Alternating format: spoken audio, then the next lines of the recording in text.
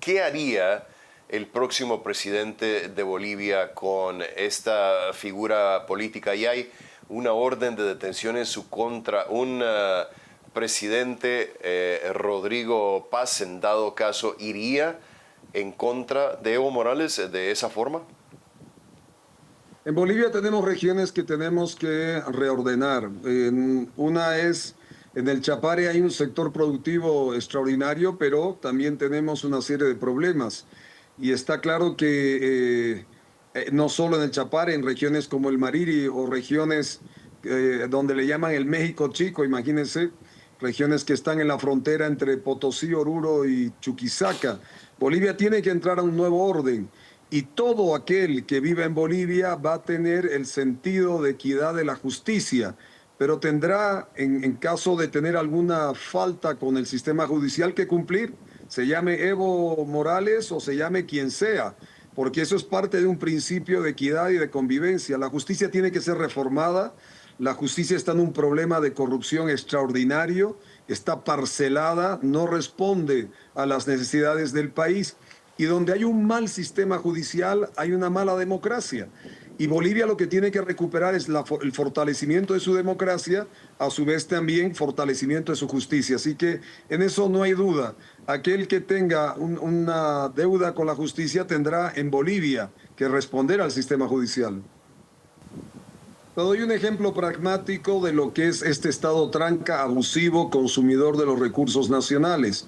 Hoy día tú tienes un déficit cerca de 4.500 millones de dólares. Solo en el despilfarro de gastos superfluos, tú puedes generar un recorte de 1.300 millones de dólares. Y dentro de lo que son subvenciones hidrocarburíferas, dejando un colchón para los más necesitados de un poco más de 1.000 millones, tú tienes una diferencia de 1.200 millones que pueden ser recortados de esta subvención, porque 600 de esos 1.200 subsidios. se van en... Los subsidios están a valor de 2.200. Dejas un colchón de 1.000, recortas 1.200 que se van en corrupción y contrabando, más los 1.300 de gastos superfluos. Tú estás hablando de ya el 60% del déficit fiscal. Solo que hay que tener voluntad política. Segundo aspecto, este estado centralista tranca para la educación, por darte un ejemplo, se lleva cerca de 30.000 millones de bolivianos, ahora hablando en bolivianos. Casi el 100% de esos recursos lo maneja el centralismo, no los distribuye a las regiones. Tú generando el 50-50, que es una de las propuestas, romper el Estado en el 50%, la mitad, evidentemente que hay ejercicios de Estado central necesarios, pero el otro 50% pasando a la reactivación y reorganización de las regiones, tú tienes en los siguientes años, con el recorte del déficit, con la reorganización de recursos del Estado central, más créditos ya aprobados. Este gobierno tiene en cartera cerca de 4.000 millones de dólares de créditos aprobados.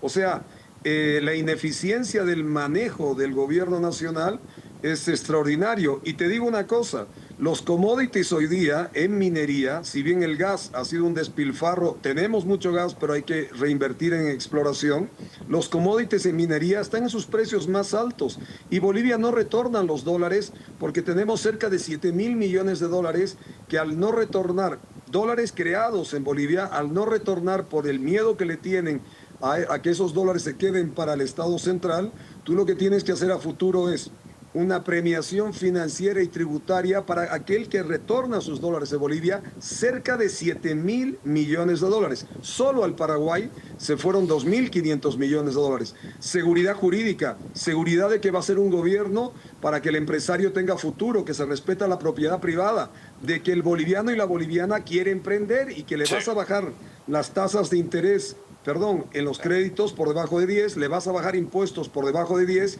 y que vas a acabar con una aduana corrupta que no hace más que perseguir a aquellos que quieren generar comercio y productividad en Bolivia. Librando exportaciones es uno de los otros ejes. O sea, hay un paquete completo, estimado Rafael, que se puede aplicar rápidamente entrando al gobierno. Pero lo primero, el déficit fiscal, que ya te he dicho, serán cerca de 2.500 millones de dólares, lo cual significa cerca del 60% del déficit que tenemos hoy día en Bolivia. Usted es el puntero y eso quedó muy claro. Pero eso no significa necesariamente que la victoria será fácil. Samuel Doria Medina de Alianza Unidad consiguió la victoria en Tarija. ¿Por qué cree usted que perdió en esa ciudad siendo alcalde en ese lugar, mientras que el resultado fue totalmente opuesto en el resto del país? Bueno, hay una construcción, salimos terceros en Tarija, yo tuve una dura pelea con viejos liderazgos y el masismo. Si algo me costó a mí, son varios procesos en la época de Evo Morales y en el actual gobierno, porque nuestro proyecto se venía construyendo y creo que el tiempo nos ha dado la razón de que hemos ido cimentando no solo en nuestro ámbito departamental, o sea, solo Tarija, sino en otras latitudes del país. Pero la lucha fue muy dura, muy dura. Mira, yo he sacado cerca del 20% en Tarija cuando los números me daban 2 o 3% porque hubo una guerra acérrima para no poder generar un proyecto nacional. Hemos sobrevivido a esa embestida del masismo y de viejos liderazgos en el departamento de Tarija vinculados al poder masista durante 20 años y hoy día está claro que estamos reflejando un proceso de renovación y una visión de cambio en el contexto nacional porque son 9 departamentos en Bolivia, de los cuales si no cambian los números hemos ganado 5. Y te quiero decir algo más, Rafael, nosotros le hemos ganado al MAS 5 veces. Esta es la 6ª vez. Si algo está claro entre lo acontecido con Rodrigo Paz y el vicepresidente Lara, más el PDC y toda la organización, y la suma de Tuto Quiroga, su organización, y Samuel, que sale tercero, es que el cambio está dirigido y que ya esto no tiene retorno. Lo que importa ahora es si la renovación se queda como un factor de cambio a fondo o quedamos con los paradigmas del pasado.